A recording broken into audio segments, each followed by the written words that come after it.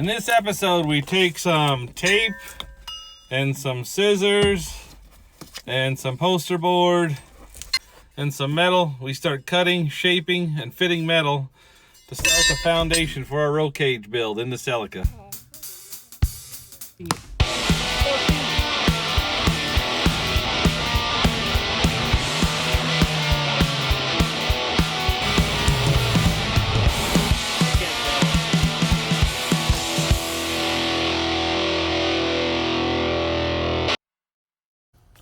We're going to kick off this shindig by removing some of this gunky sound deadener stuff that's in the way. I have done this and removed it many different ways.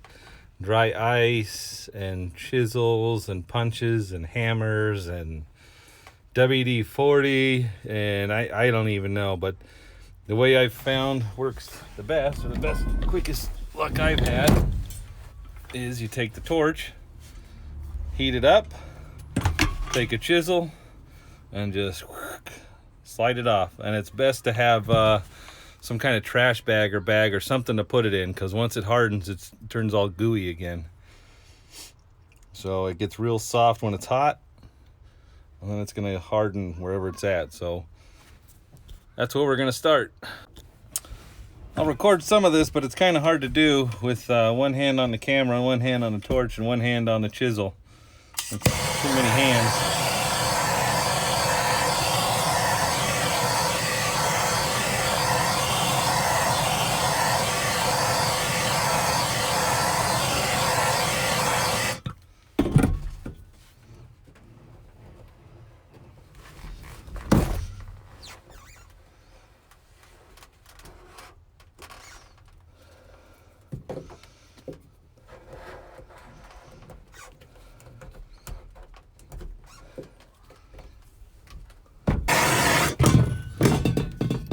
You try not to burn the wire harness, but stuff happens sometimes.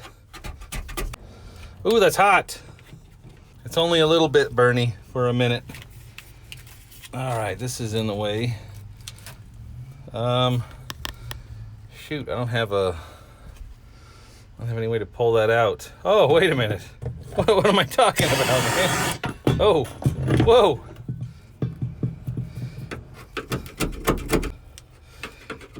Yep, we made a mess out of that. Yep, perfect. That's beautiful right there. So what we have here is a little bit of seam sealer, which is really a problem when you go to weld stuff in this area. The good thing is we're going to weld a plate over this, which is really going to add a lot of strength to this area. The bad news is that seam sealer does not like weld on it. I got this hose. I don't know what it is or where it goes to, but it is in the way. Hey, there we go. Came out of somewhere. No, I don't know. There's 5 extra pounds off the car. Almost got this done. It only took a couple of minutes. Of course, with the torch, it's good. Try not to melt the seat belt. I should probably take that off, but that is a lot of work. So for getting this stuff out of the English muffin parts, you know, like the nooks and crannies, I like using a wire brush like this on a drill. And that works pretty good to get into a lot of that stuff. It works even better with a torch. I don't want to use the torch too much because I don't want to melt a lot of this stuff. I don't think I'm going to have time to put the racing seat harnesses in before the event, so I may need to save this. So for right now, I don't want it to go into a meltdown. All right, we've got most of this cleaned up now, and you end up with all this little, like all these little pieces of rubber that the wire wheel got off. So the best way to clean that off is just fire up your torch, blow all that stuff out. Because nothing is as much fun as having flaming hot pieces of rubber flying everywhere. And of course the best part is when they get on you, they stick to whatever they land on. So man, those things burn.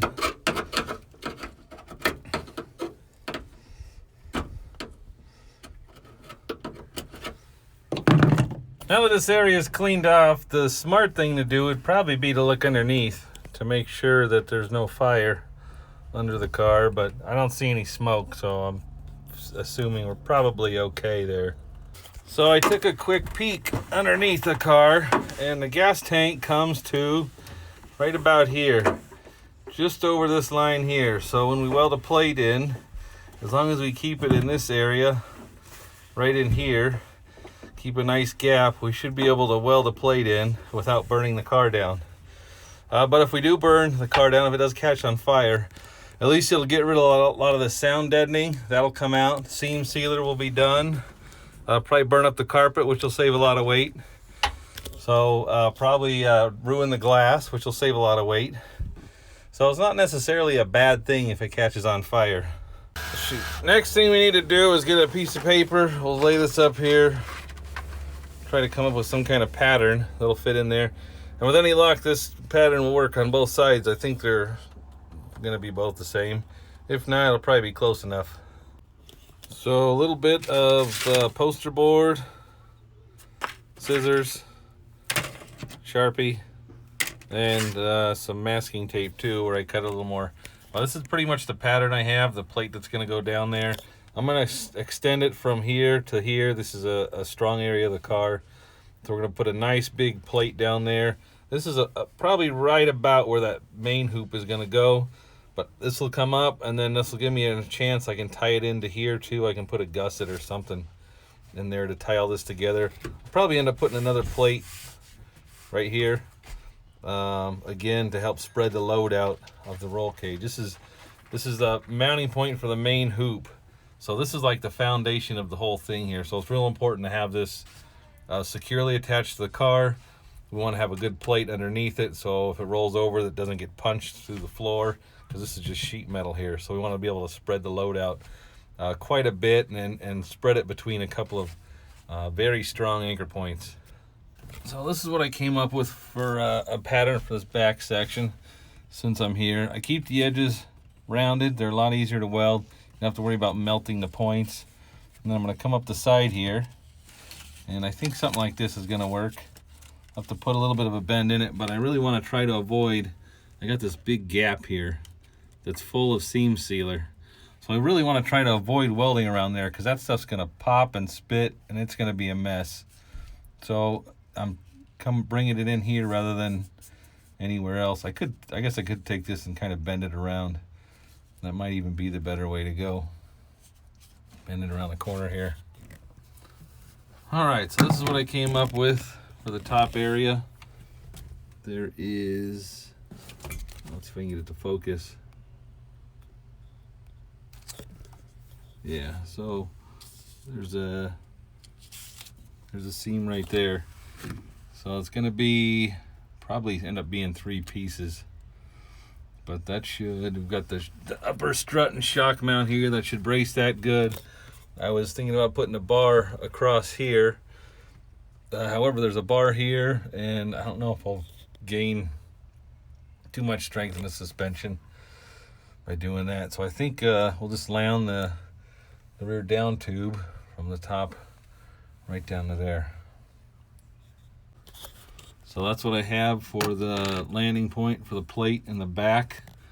Again, it's a pretty big area to spread the load out. There's the upper strut and shock mount here. And we'll wrap it around the corner of the shed, a lot of strength. That's about where I want to land the tube, kind of on these 3 planes here. We'll add a lot of strength to that area. Again, there'll be another bar probably coming here going forward, a bar coming down. There are also going to be X braces coming into here too, so that should be plenty strong for that area. It should hold the car up good when we jump it. I don't know if I can even get up. I've been sitting in the passenger side rear seat footwell now for like 20 minutes. I can't feel my legs anymore. I'm wedged in here pretty good. I might be here for a while. I was finally able to get myself out of the Celica footwell. with a lot of effort. I went to the backyard. I got some 3/16 steel plate. I used a Sharpie to transfer the paper pattern or poster board pattern onto the plate. And then I'm just going to start up the torch and get the metal. You want to get it so it's red hot, and then cut the pattern out. When you're done with that, you're going to have a part that has some pretty rough edges, a lot of slag hanging off of it. So the next thing I'll do is I'll take my flap wheel and use it to take off the extra slag on the edges. What I want to be able to do is be able to take these plates and put them together, and I want them to be able to sit flat. So all the extra slag that will not allow the metal to sit flat against each other needs to be removed.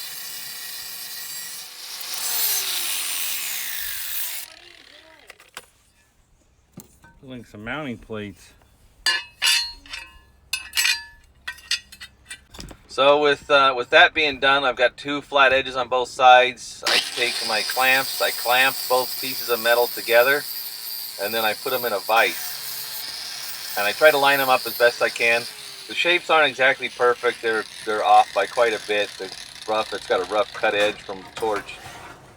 The important thing is to put them in there, and we're just going to grind them down to make them so they're both the same. So all I'm doing is grinding off with a flap wheel all the rough edges to even them out.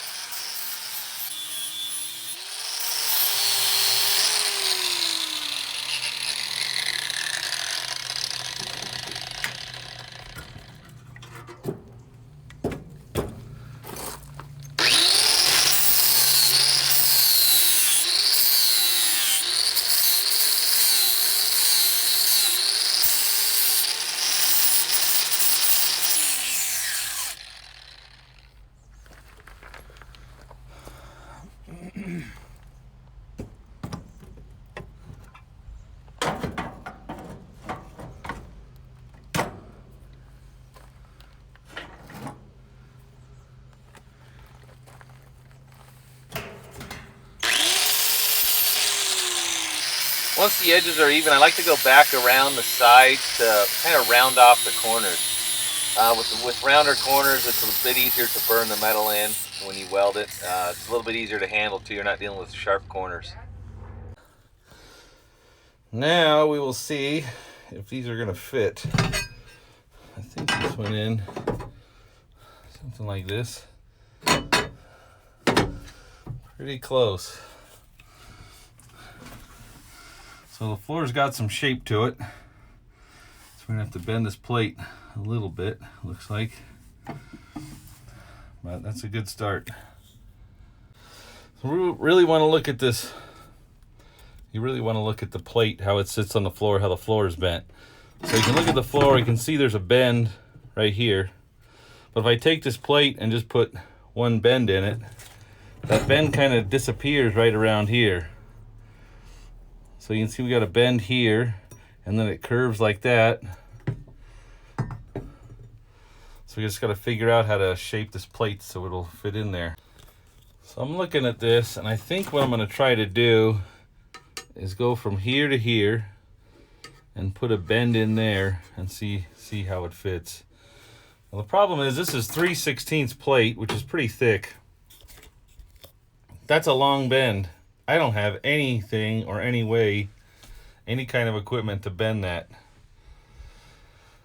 So what I think I'm going to have to do is take the torch and heat it up, heat this line up with the torch, and I'll have to clamp it down to probably a piece of angle iron or clamp it down to something, and then use a big hammer to work it over.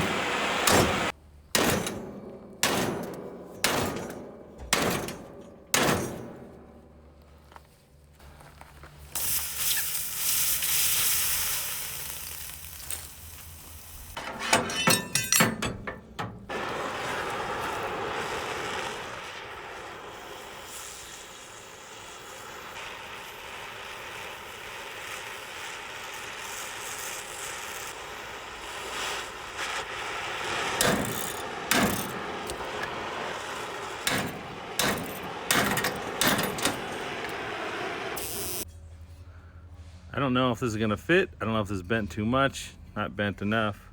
Just keep fitting it and bending it and tweaking it, and hopefully be able to make a second one to match for the other side.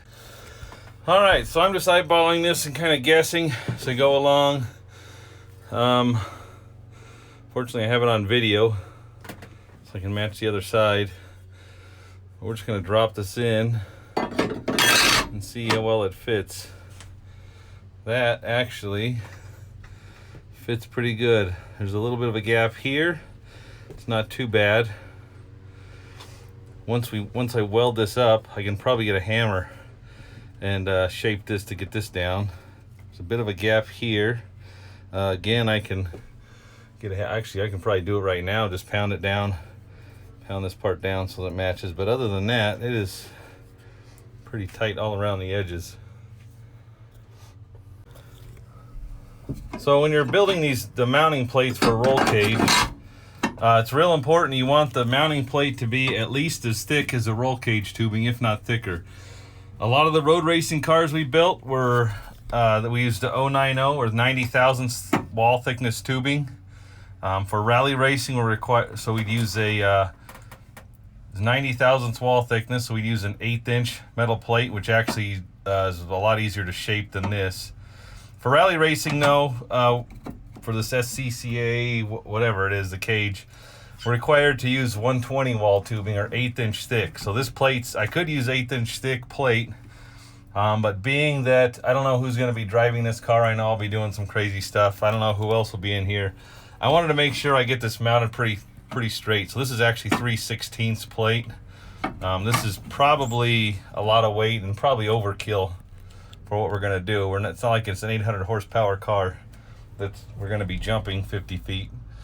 It's a 2000 Celica with 180 horsepower that almost has enough power to get out of its own way. But I just want to make sure the cage is safe in here. So this is probably overkill for what I'm doing. So I'm looking at this here, and while this fits real good around this edge, there's actually a big gap over here on this side. So I think I'm going to try to put a couple more bends in here. I took the other plate for the other side. I already got it marked out with all the bends I plan on doing. But just listen to this very carefully. If you bend both plates the same way, you will have one that fits good and one that is bent 100% the wrong way. So what you need to do is do a mirror image. A mirror image of them. If I took this and I bent this up just like this one, I bent this up just like this one, I would have two right side plates. So this one actually goes in like that. So this is actually this is the top side. In fact, I'm going to mark that right now. I'll mark that on both of them. Top, and this is the right, and top, and this is the left. I cannot tell you how many times I have made that mistake. Made a plate, laid it out, got it perfect, fit in good. Made a exact duplicate of it, and it was an exact duplicate. It would not go on the other side of the car, and I'd have to start over again. So just keep that in mind. You need a mirror image, not an exact copy. So a few minutes of doing this.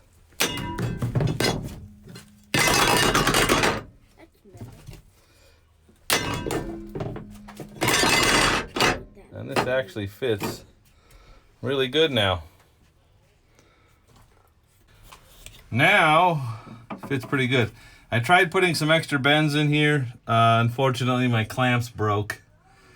So that kind of put an end to that. So I had to go to plan B, which was beating it while it's in the car.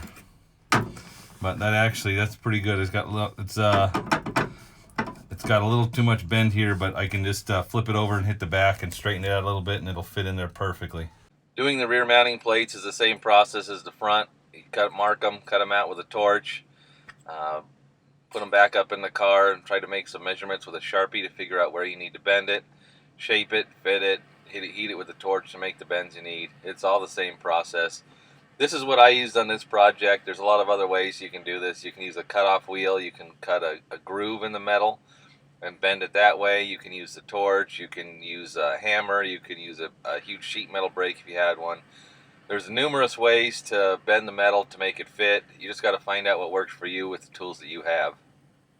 So I'm faced with a little bit of a problem, and that's right down in here. We've got this huge gap right in here. So the plate's gonna fit up in here pretty snug. I have this big gap at the top, so I can do a couple things. I can use a torch and try to get a lot of that stuff out of there, and get as much as I can out, because once that gets hot, that's gonna pop and explode while you're trying to weld it, and it just makes a mess. It makes welding really tough. So it's best to use the torch, try to burn all that out. You got to be real careful with putting heat in here, because it will warp the sheet metal, and it will catch the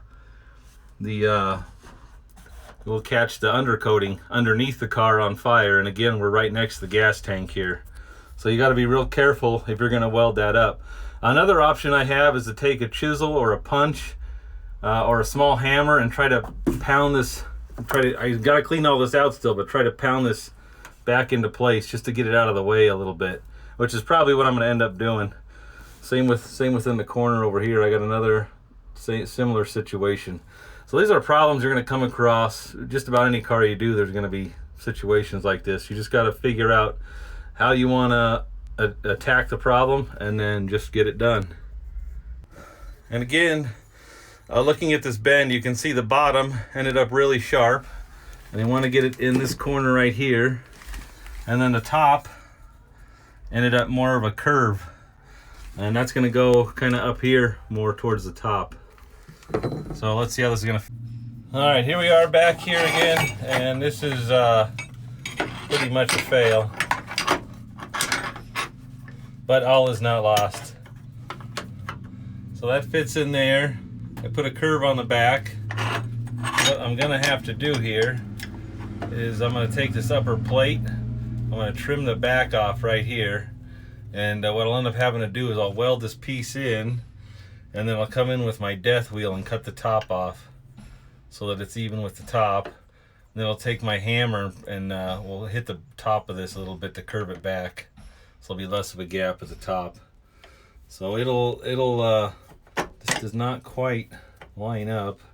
I got a little bit of an extra piece here and a little too much there, so I didn't quite put my bend in exactly the right place, but we can at least work around that. All is not lost.